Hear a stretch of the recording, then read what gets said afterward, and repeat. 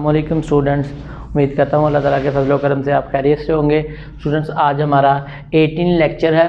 Unit number 4 data and privacy को हम discuss कर रहे हैं। लास्ट लेक्चर में हमने ethical issues related to security, उसका फर्स्ट जो था कॉन्फिडेंशियलिटी एंड प्राइवेसी को डिस्कस कर लिया था। अब आज के लेक्चर में हम जो बाकी रहने वाले थे 5 थे, टोटल 6 थे, 5 रह गए थे, वो हम डिस्कस करेंगे। फर्स्ट ऑफ ऑल है जी fraud and misuse. Fraud and misuse में आपको डेली लाइफ में भी आपको मैसेजेस भी आते होंगे। अगर आप कोई सोशल नेटवर्क पे हैं तो उधर आपको कोई लिंक्स भी आते होंगे।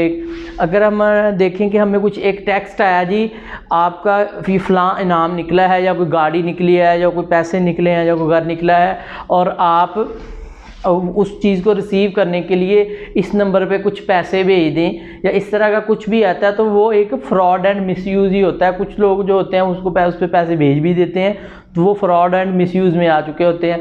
और इसके अलावा आपको कुछ एक लिंक आ गया जी, अपना फेसबुक का पासवर्ड एंड ईमेल आप इधर लॉगिन करने के लिए टाइप करें, तो आप वो टाइप करते हैं, तो वो हैकर जो होता है पीछे वो सारा डाटा उसके पास जा चुका होता है, और आपकी आईडी वगैरह जो है हैक हो जाती है। तो इस तरह इसमें फ्रॉड एंड मिसयूज़ हो जाता है जी।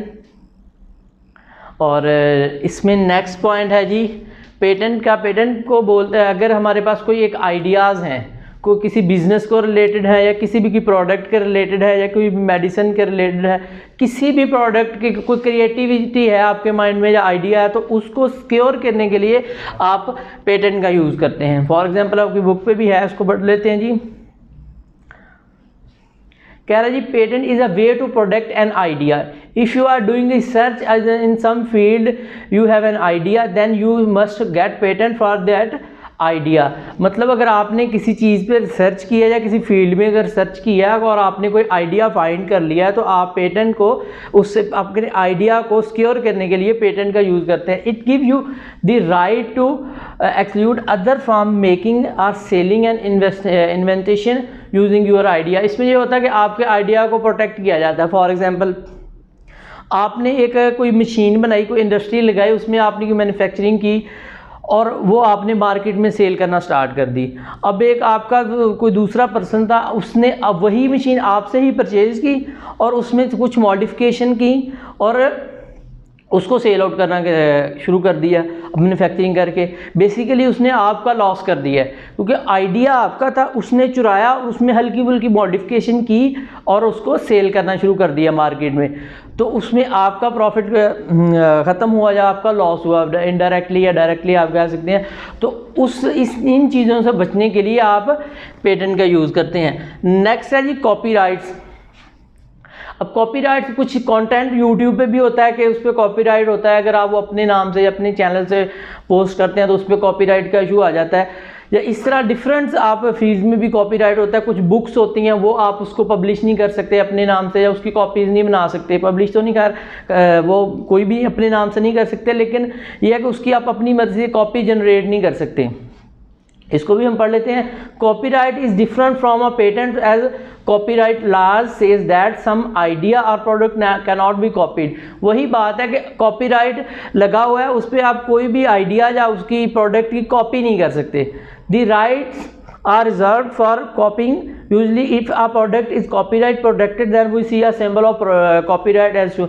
ये है कि जिस प्रोडक्ट पे या बुक पे या कोई कंटेंट है, जिधर भी कॉपीराइट का लगा होता है उधर एक कॉपीराइट का सिंबल शो हो रहा होता है। लाइक आपकी बुक में जो 2 सिंबल है, एक मैं आपको बना के दिखा देता हूँ, लाइक कुछ इस तरह का, ठीक है जी।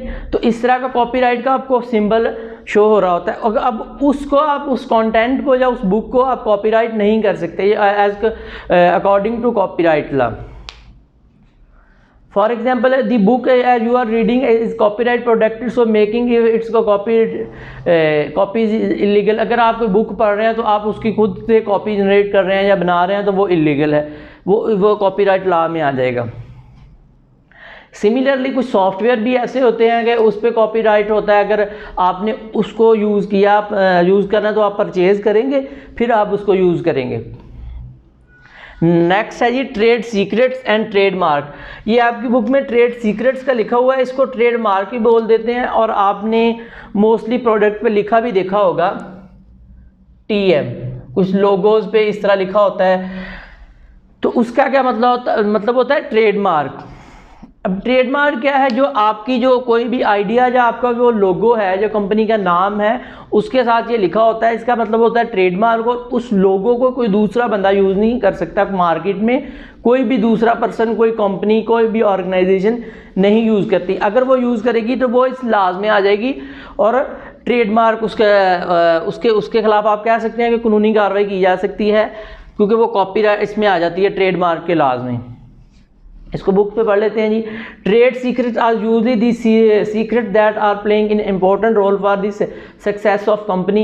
ये वही बात है कि कंपनी सक्सेस रिलेट इस तरह कर रहा है कि अगर आपकी कोई चीज़ प्रोडक्ट है वो सेल हो रही है, अगर उसको कॉपी करके कोई दूसरा सेल करना शुरू कर देता है थोड़ी बहुत मॉडिफिकेशन करके, तो आपके लिए वो लॉस में चीज़ चली जाती है। इसलिए उसने कहा कि इसकी सक्सेस के कंपनी की सक्सेस के साथ बहुत ज़्यादा अटैच है। अगर आपने ट्रेडमार्क लिया हुआ है तो वो कोई दूसरा कॉपी ही नहीं करेगा, तो कंप्लीट प्रॉफिट जो है वो आपको मिलेगा।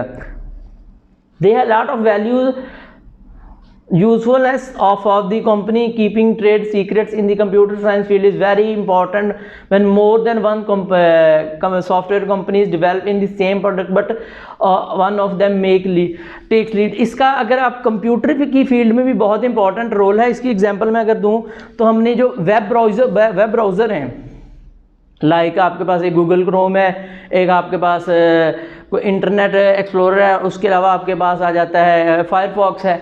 अब वो काम तो सबका सेम है, लेकिन वो एक दूसरे का कोई लोगो, कोई कुछ भी डाटा, कोई भी एक दूसरे का वो यूज़ नहीं कर सकते। इसी तरह ही आपका ईमेल्स हैं, अब जीमेल है एक अलग है, हॉटमेल है, याहू है, ठीक है जी। तो वो इस तरह वो एक दूसरे का मटेरियल यूज़ नहीं कर सकते, वो अपना ही करेंगे। अगर वो करेंगे तो वो इन लाज में वो आ जाएंगे ट्रेड सीक्रेट्स वगैरह में। इसमें भी आई थिंक बुक में भी ये ईमेल वाली भी एग्जांपल दी हुई है आपकी बुक पे। For example there are many free email server but few of them have significant competitive advantage. वही जो मैंने आपको बात बताई है कि वो अपना ही जो भी उनका लोगोज वगैरह है वो अपना ही यूज़ करेंगे, अदरवाइज वो इस लाज में आ जाएंगे ट्रेडमार्क में।